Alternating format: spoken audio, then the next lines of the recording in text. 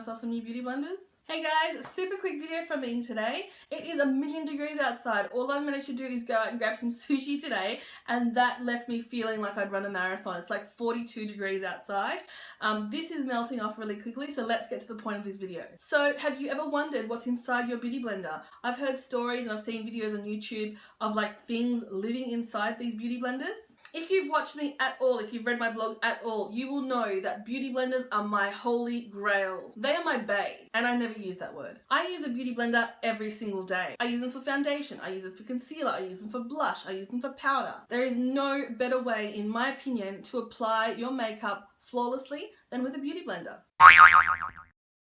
Now I know it sounds a little bougie, but I only buy the original beauty blender. I've tried some others and I just don't feel like they compare. BB for life. So if you're interested in seeing what lives inside your beauty blender once you've used it for a few months, or more than a few months, then stay tuned. Okay, so I don't do anything by halves. So I usually have about 3 beauty blenders on the go at the same time, which means I don't use them for just 3 months because I don't use them every single day. I'm usually pretty good at cleaning them almost every single time I use them, but I do have 3. So sometimes I might use a separate one for blush and a separate one for my setting powder. Sometimes I'll use the same one. I've just got a whole bunch on the go.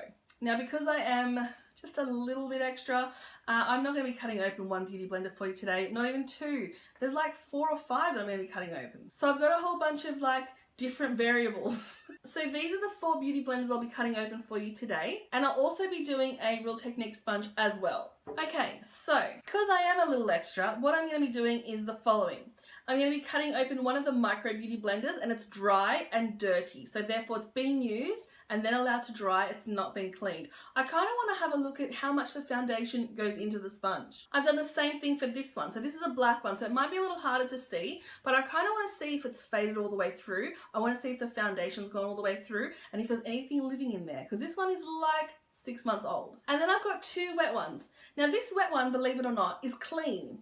I want to see how well I've cleaned it. Obviously not that well because there's a little stain still at the top, and there are some marks from some waterproof eyeliner down the bottom. But this one is wet and it's clean. It's just been washed. And then this is the one that I used today to apply my makeup. So it is dirty and wet. So there's a whole bunch of different variables here. Let's get to cutting. So here are my scissors.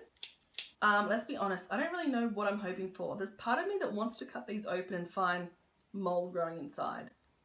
But then there's also a large part of me that doesn't want that to be the case because it means I've been rubbing that all over my face. Let's go. So we're starting off with this one. This is the Beauty Blender Pro. It's a black one. There's no real difference between this and the others other than it's black so that professionals can use it. And if it's a little bit stained, it's not going to look bad when you're working on clients.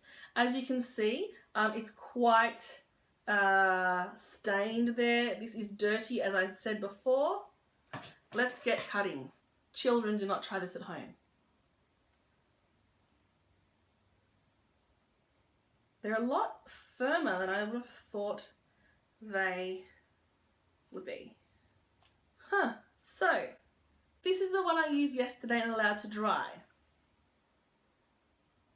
As you can see, obviously the center's not 100% dry because it's still a little spongy. And it looks like barely any product gets absorbed into the sponge whatsoever. I really thought I would see product almost all the way through. It seems to absorb so much. Let's turn the lights on, see if you can see a little better. Can you see? It's really only gone a little bit inside. Let's see if the same thing happens with the micro one. Same thing, it's hardly gone into the beauty blender at all. And also note how bright it is on the inside. So when they fade on the outside due to washing, it seems like it's only the outside that's actually fading. So here's the one that I used today. So it's spongy and wet still, and there's quite a lot of foundation on it. It's actually harder to cut when it's wet. Oh, ow.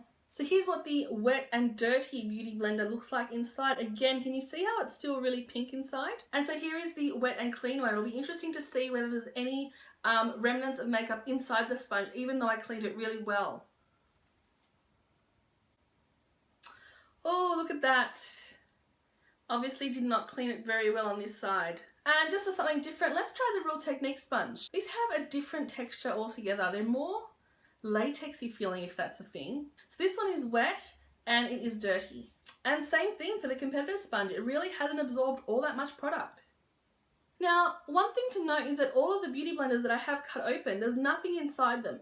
They look fresh and new inside. There's no mold spores, no discoloration. They don't smell weird. So all of those people that I've heard saying that they found mold inside their beauty blenders, it kind of makes me wonder how they treat them. Now, I've heard a lot of people talking about different ways that they clean their sponges, and for me personally, honestly, the only thing I do to my sponges is I use them daily, then I bring them over to the sink, and sometimes not straight away, sometimes I wait till they're dry to clean them, and I'll clean them with a Daiso cleanser. And then if I'm cleaning them out on the road, like if I'm not literally on the road, but if I'm traveling or whatever, then I'll bring the solid cleanser with me, and that works just as well, if not better.